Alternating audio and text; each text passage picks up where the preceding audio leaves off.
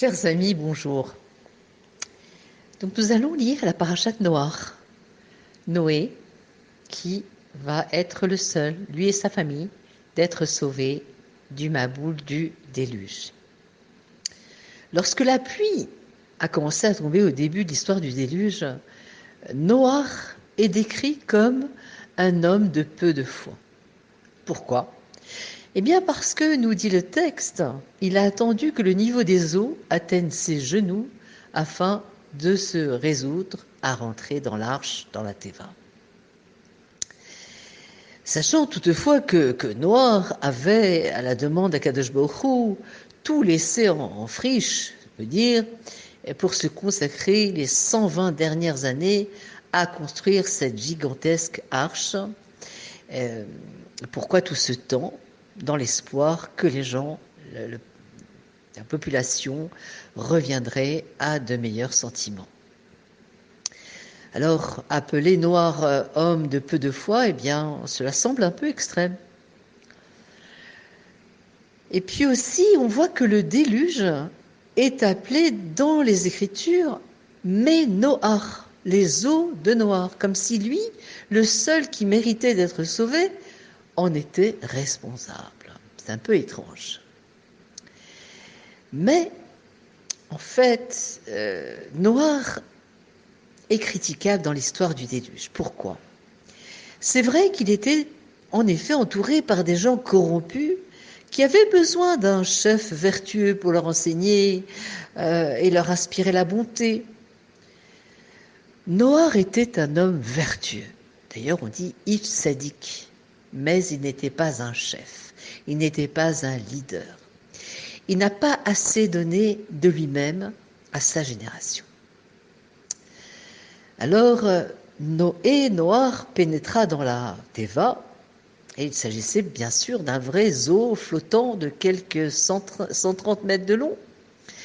Le lion rugissait, l'ours grognait, le canard cancanait. Les animaux, tous, depuis les insectes jusqu'aux éléphants, étaient affamés. Chacun avec son régime particulier, ses propres horaires de repas, son habitacle à nettoyer régulièrement. Finalement, l'arche était un lieu fermé, humide, plutôt anxiogène. D'ailleurs, Noach a prié en disant « Délivre-moi de cette prison, car mon âme est lasse de l'odeur de tous ces animaux. » Mais cette fois-ci, Noach n'avait pas le choix. Le monde entier se trouvait dans son arche, et lui, en tant que capitaine, eh bien, devait s'en occuper.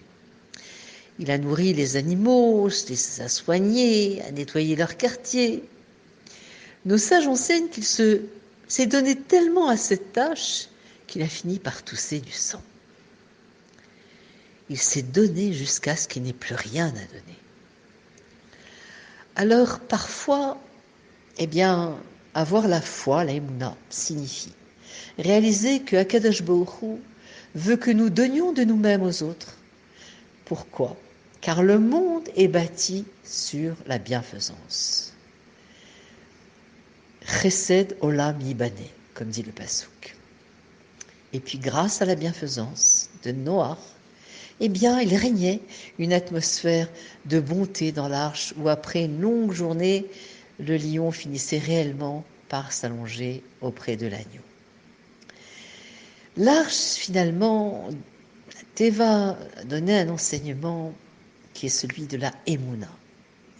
La Emouna, c'est-à-dire que nous sommes tous impliqués, tous dans le même bateau ensemble. Et aussi, il faut savoir, comme dit le Baal Shem Tov, lorsque règne un peu des eaux tumultueuses dans notre vie, lorsque nous avons des problèmes importants qui ressemblent un petit peu au Maboul, au déluge, eh bien le Baal Shem Tov nous dit réfugie-toi dans la Teva. Et qu'est-ce que la Teva spirituellement ? Eh bien, Teva, c'est l'arche bien sûr, mais c'est aussi le mot. Alors le Baal Shem Tov nous dit, quand règne un peu une situation de maboul autour de toi, réfugie-toi dans le mot, dans les mots de la Torah et dans les mots de la Tfila et des Télim. Et cela aussi renforce notre émouna vers Hachem, et ça nous donne des forces pour continuer à avancer, à œuvrer vers les chemins de la Géoula. Je vous souhaite Shabbat Shalom ou Mevorach.